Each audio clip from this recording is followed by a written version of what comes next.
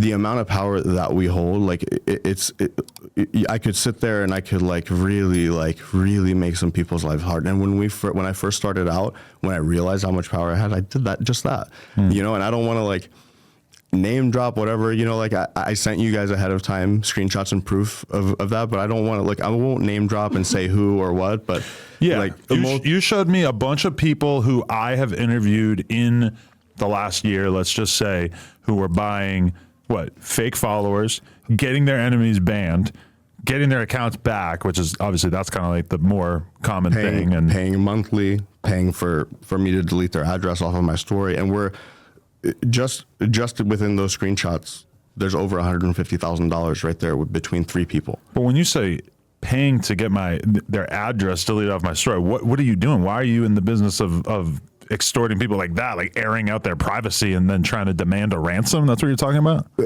So when you look at it on the surface, 100% what you said is right and sounds right. Correct. So it's like for us, when somebody comes to us and they end up in the situation where they're paying us monthly for their account back, right? For me, I have a couple options. It's like I can sit there and keep deleting their account, doing this, that, whatever, and then it's like what's the most valuable thing to you is where you live. What's the most private thing? You're a trapper. You know what I mean? Like you sell drugs. Right. End of the day, as much as anybody that's going to watch this is going to hate to hear it, this, that, or the other, it's like. It's no different than like how many of these people, I'm not going to say names, but you live here in LA, you know how many people here that are the biggest trapper. You can't be a huge trapper here in LA without paying tax, right? Yeah, I mean, I haven't really had to encounter it. No, but I hear little things, yeah. You've heard, and down to the people that pull up on you for interviews, you see how they pull up, and they pull up that way because they pay tax and because they can pull up that way. You know what I mean? It's for a reason. It's no different than like, it's just, that's the internet version of it. You know, it's how many times do you think a new brand comes up and I have my own clients send me daily different brands that they just launched. And they're like, hey bro, it's a new brand we just launched. Please don't with it. Please don't attack it, ban it, this, that. Like, it is what it is. So if you really, you know? but I mean, what you're describing there though is like, which I think is going to make people think you're particularly sinister, is you're describing like having someone who doesn't owe you money, but then you decide that you want to get more money out of them, so you start airing out their private details. That's going to strike quite a few people, I think. Is that what you're describing? No, they were already on a monthly plan. Okay. They stopped paying. Oh, so it's people who do owe you money. Yeah, it's just you stop paying. You know what I mean? Instead of you paying 10 grand a month, now I'm going to make you pay 50 and put you back to 15 grand a month. It's very simple.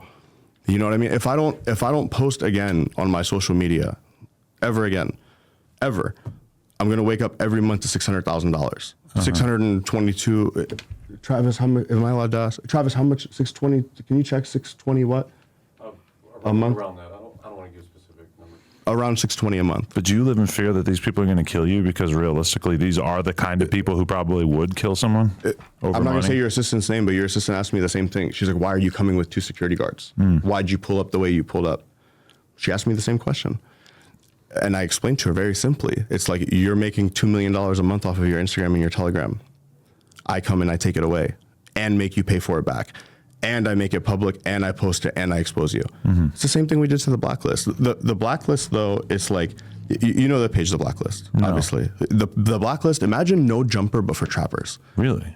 Very sick page. I gotta for a long time, she you know, this person had an amazing thing going, right? They could have done a great offshoot. Like you mentioned it once that you said, just like all these podcasts about trappers, this and that, they don't really take off. They don't do that well. It's a very niche community. But the page that, you know, this person had was very, very good, right? But imagine you have a No Jumper platform, right? But for the trap community, it's no different than you hitting up a rapper and you have something that you could air out and you tell them like, hey, 10 bands are on me air, or I would never do that, for the record.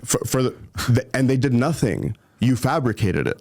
Just they did nothing wrong at all, and that's what that page was. That's one of the biggest reasons that I have so many, as much as sinister as what I do, like I do sounds like. That's why I have so many of these LA guys coming to us. Is like Blacklist alone, like imagine all this platform was a media page for trappers to see all all the different people that got caught, people that got arrested, etc., things that are going on in LA, whatever. A media page for trap. Right. And this is like this whole time I'm thinking it's somebody like me running it, whatever. It's a 40 or it's like a 52-year-old woman running this page, and she's going around and extorting these people. And these are the same people coming to me. And you're asking me, you're like, it sounds sinister for you to ban this page, make them pay, whatever, blah, blah, blah, blah, blah. Okay, well, I have a client that just had to pay her 40 grand with a threat of getting posted on her viral page, which at the time, she's extremely viral. If you post that you're a brand scamming, you're done. Like, it is what it is. You know how social media is. It's very hard to repair something sometimes when once it's posted. And they come to me and they ask, they're like, I want this page gone. But is there part of you that has a hard time sleeping at night because this sounds kind of evil? No, for me, I had to accept very, very early that I can't, I can't live in a regular neighborhood. You know what I mean? I can't, I'm in a very, very, very secure situation, So for me, yes, if you're asking if it's hard to sleep at night, it's not hard for me to sleep at night in the sense of my conscience, you know what I mean? But it's also a big cost. Social media, we don't have an overhead, right? Like you have this amazing studio, you have all these employees, you have a huge overhead, right? I have a team, I have employees, all this, whatever, but I don't have anywhere near the overhead you have. So for me, it's nothing if I have to pay $10,000, $20,000 a month for security. It's nothing at all. You know what I mean? So it's like security is always the number one thing you want to spend money on. Yeah, and it's like, look, the way I look at it is this. If I don't do it once, someone else is going to do it. It's the classic term of anybody that does something fucked up to make themselves feel better, right? So are there people out there who have a weed page and then they have multiple versions of you tapping in at the same time, threatening to get them deleted if they don't do business? No. There's only one of me. The only thing that I have that I would say that I do have multiple of me going is we built a whole separate, we built a whole separate team Unlocked. People think about how people sell online coaching, mentorship, all this. I never wanted to do online coaching or mentorship because I felt I'm dude, I'm 27 years old. What the fuck I'm going to coach you about? I see so many people that are my age that are doing life coaching, this, that, right. Bro, you haven't done shit in your fucking life. What are you going to coach? Right. For me, I know what I've already done, proven, built, made money on. And that's we built a team Unlocked and people pay $7,500 just to have access to the services I have. The same access that I have. So you come to me and you ask me, I need this page back or gone, whatever. The price I give you is for the members that pay the $7,500 that go and join. Those people get it for less than half, right? And then that's their spread, right? They go and they resell it. So it's what you're asking, to answer your question, no. If there's a bunch of people that go and do that, no. But we built a whole nother army of people that's all they do. You go and you type in just Unlocked on Instagram, you see endless amount of people. Fake accounts. No, these are all ours. Real you ones. Okay. People come to me to delete fake accounts. How embarrassing would it be if I had fake accounts of me? Really? Think about that. Yeah, that would be kind of embarrassing. Be kind of fucked up. Yeah, you know what I mean. You weren't capable of doing the service that you're claiming to be capable of, right? Yeah, it's the same thing as Look, for me, the thing that I feel like I did a lot differently than a lot of these guys, there's a lot of those faceless pages on IG that you can hit up for followers, this, that, get your page back, etc.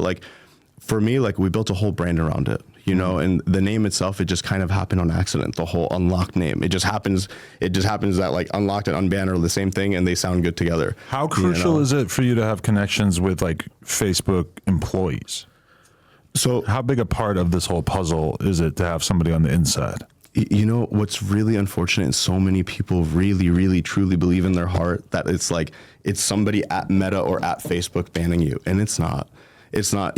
If everybody watching this wants to, you could finish the interview and go watch after, but you can watch the Joe Rogan podcast that he did with Mark Zuckerberg, right? This is the founder of Meta, and he said it himself. The bans, unbans, verifications, all of this is done by a third-party company. Meta doesn't want to be judge and jury. You know what I mean? And that's why a lot of times, even if you get a report, if you've ever gotten a story removed or something like that, it'll say our automated system did X, Y, Z, and they use these third-party companies, that are all across the world. Right. There's no rep at Meta. We all know people that work at Facebook. They can't do shit for you.